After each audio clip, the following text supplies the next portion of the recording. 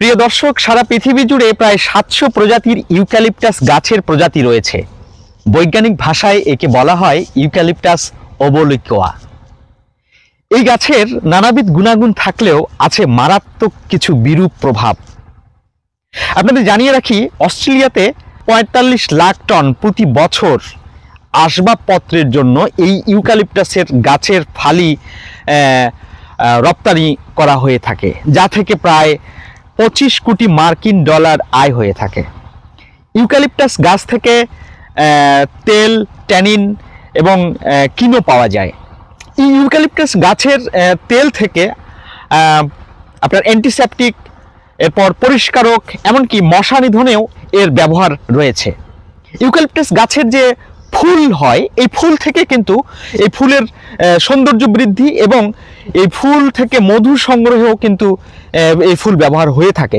কিন্তু এত গুণাগুণ থাকা সত্ত্বেও ইউক্যালিপটাস গাছকে পরিবেশবিদরা এবং বিশেষজ্ঞরা কেন পরিবেশের জন্য হুমকি স্বরূপ বলছেন এবং কেন এটি আমাদের মাটি ও পরিবেশের জন্য ক্ষতিকর, আমরা কেন তারা ইউক্যালিপটাস গাছ রোপণের ক্ষেত্রে নিষেধাজ্ঞা জ্ঞাপন করছেন, আজকের এই ছোট্ট ভিডিওটির মাধ্যমে আমরা ইউক্যালিপটাস গাছের এই বিষয়টি সম্পর্কে জানব।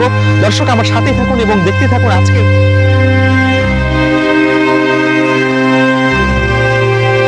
পৃথিবীকে পরিবেশ বান্ধব এবং প্রকৃতির ভারসাম্য রক্ষায় গাছের কোনো বিকল্প নেই, কিন্তু তাই বলে সব রকমের গাছই যে উপকারী কিংবা পরিবেশ বান্ধব হবে তা কিন্তু নয়, বরং হতে পারে এর উল্টোটাও।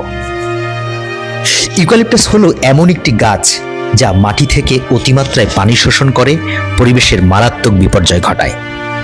মাটির গুণাগুণের কারণে এটি বর্তমানে বাংলাদেশের উত্তর পশ্চিমাঞ্চল এবং দক্ষিণ পশ্চিমাঞ্চলে বেশি রোপণ করতে দেখা যাচ্ছে।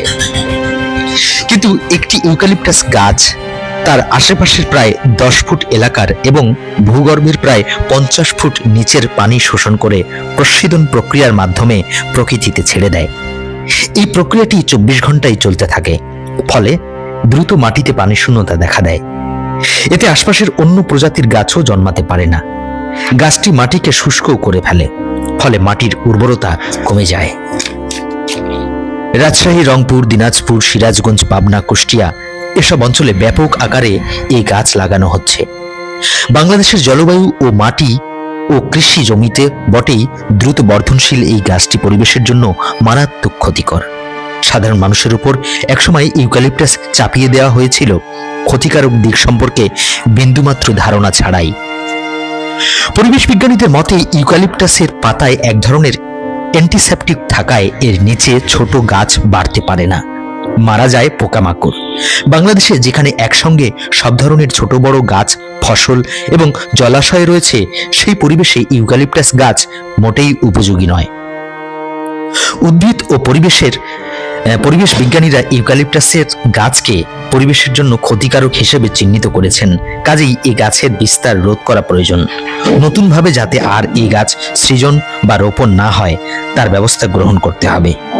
লাগানো গাছগুলোকে প্রতিস্থাপন করে দেশি জাতের পরিবেশ বান্ধব গাছ লাগানোর ব্যবস্থা করা দরকার। সেজন্য ইউক্যালিপটাস গাছের চারা উৎপাদনের নার্সারি বন্ধ করতে হবে। ফসল ও জীববৈচিত্র্য বিনষ্টের পাশাপাশি ইউক্যালিপটাস গাছ পরিবেশের জন্য মারাত্মক হুমকি হয়ে দাঁড়িয়েছে, ফলে ইউক্যালিপটাস গাছ রোপণ না করার জন্য তাগিদ দিচ্ছেন পরিবেশবিদরা। তাছাড়া নার্সারিতে যাতে এই গাছের চারা উৎপাদন না করে তারও ব্যবস্থা করতে হবে। সর্বোপরি ইউক্যালিপটাস গাছের উৎপাদন বন্ধ করতে সরকারকে এগিয়ে আসতে হবে। সব কথার এক কথা যদি বলি, সবার আগে রয়েছে প্রয়োজন জনসচেতনতা। আমরা আমাদের সচেতনতার মাধ্যমে আসুন পরিবেশের জন্য যে সকল বিষয় হুমকি স্বরূপ সেই বিষয়গুলোকে আমরা এড়িয়ে চলি। আপনাদের সবাইকে ধন্যবাদ জানিয়ে আজকের এই ছোট্ট ভিডিওটি এখানেই শেষ করছি। আল্লাহ হাফেজ।